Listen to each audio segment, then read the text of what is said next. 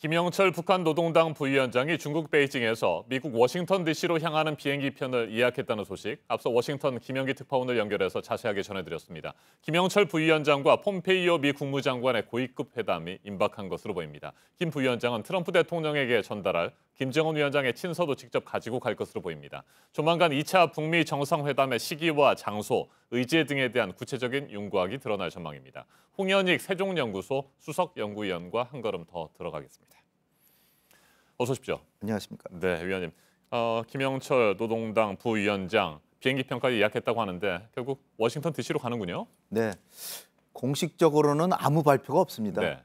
왜냐하면 지난 11월 8일 날 가기로 하다가 베이징까지 왔다가 안 갔거든요. 그러니까 미국이 한번 딱지를 맞았기 때문에 국무부에서 발표는 안 하는 모양입니다. 아마 김영철 부위원장이 비행기를 타면 아마 발표할지 네. 모르죠.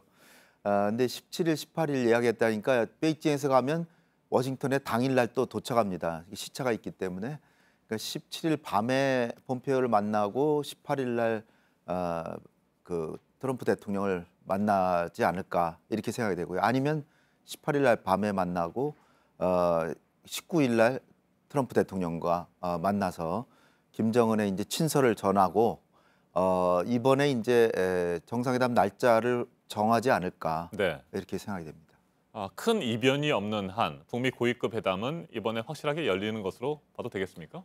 왜냐하면 작년 말부터 계속해서 김정은이 친서를 보냈고 네. 트럼프 대통령이 아주 멋진 친서라고 또 공개를 했고 또 지난 주말에 트럼프 대통령의 친서가 인편으로 평양에 김정은에게 전달됐다는 보도가 또 있었고 네. 그러니까 정상들끼리 이렇게 정상회담 하겠다라고 강력한 의지를 계속 서로 주고받는데 실무 라인에서 일을 안 한다는 건 말이 안 되죠. 그러니까 당연히 이번에는 가리라고 생각되고 최선희 또 부상도 스웨덴으로 또 향하고 있습니다. 네, 김영철 부위원장이 또다시 김정은 위원장의 친서를 가지고 트럼프 대통령을 만날 가능성도 높은데 네. 그 친서에는 어떤 내용들이 담겨 있을까요?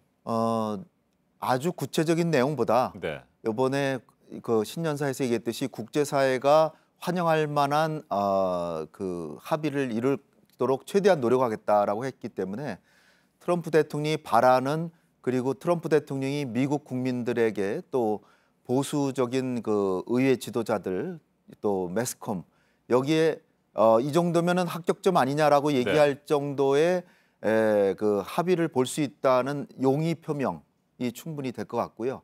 그 다음에 아마 트럼프 대통령이 2월 며칠 날 하노이에서 만납시다 이렇게 아마 지난 주말에 편지에 썼을 것이기 때문에 거기에 저도 동의합니다. 그 내용이 들어가지 않았을까.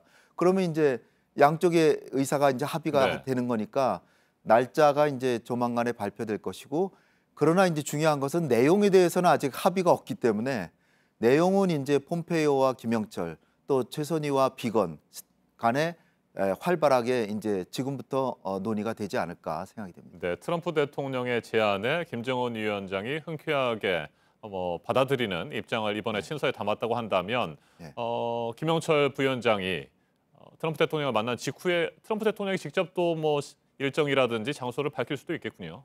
그렇죠. 트럼프 대통령은 아주 특유의 그 트위터를 통해서 오늘 김영철 만나서 날짜 정했다. 하노이로 갑니다.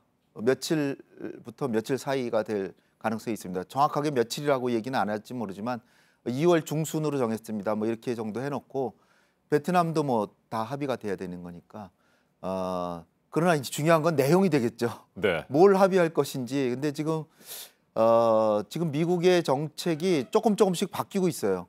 애초에 북한하고 처음에 협상 작년에 들어갈 때는 선비핵화 후보상. 네.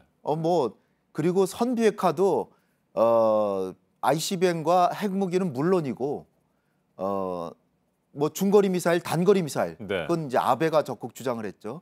그 다음에 뭐 화생방 무기 거기다가 인권 문제도 얘기하겠다. 뭐 이렇게 했다가 6월 12일 날 동시 행동으로 하자고 원칙만 정해서 그래도 동시 행동으로 가자 그러고 실제로 미국은 한미연합훈련 연기 외에는 별로 한 게 없기 때문에 북한이 이제 볼멘 소리를 한 거고 그러다가 몇 달을 북한이 끄니까 어느 정도 북한의 전략이 성공을 해서 이제는 결국 미국이 이게 한목에다 포괄적 일괄 타결 이게 안 되는구나.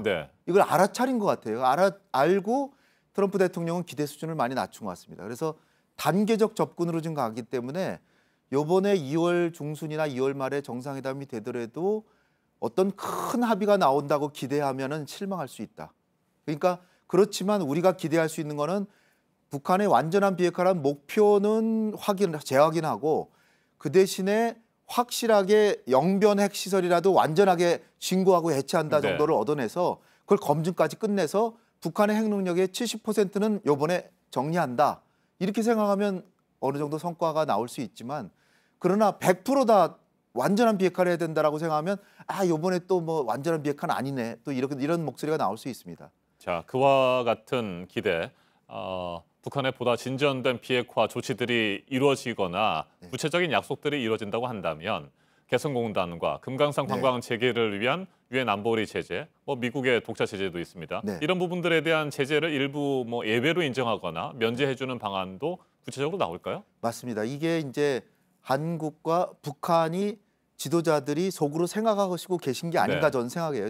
김정은은 신년사에서 뜬금없이 개성공단과 금강산 관광 재개할 아무 조건 없이 할 용의가 있다 이렇게 얘기했는데 그 용의는 한국이나 미국이 가져야 되는 것이지 지금 뭐 북한이 개성공단 금강산 관광 재개하고자 하는 건 전 세계 누구나라도 알고 있는 건데 그걸 할 용의가 있다라고 하는 게 사실 우습잖아요. 그러나 김정은이 굳이 그 얘기를 한 거는 금년엔 반드시 이거 실현하겠다 이런 것이고 문재인 대통령도 남북 간에는 이 문제 해결은 끝났다.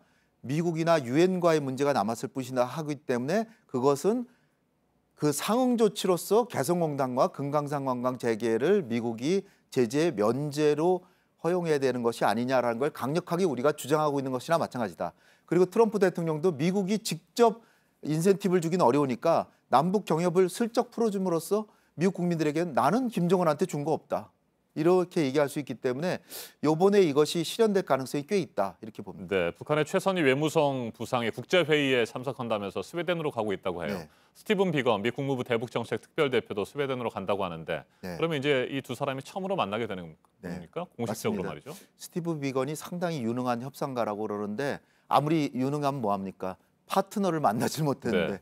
작년 8월에 임명되고 아직 못 만났는데 이번에 스웨덴에서 만날 가능성이 있고 아마 김영철이 폼페이오 만나고 트럼프 대통령 만난 뒤에 정상회담 날짜가 정해지면 최선희하고 스티브 비건은 좀 더 자주 만날 수 있지 않을까 이렇게 생각이 됩니다. 알겠습니다. 홍현익 위원님 네. 말씀 잘 들었습니다. 감사합니다.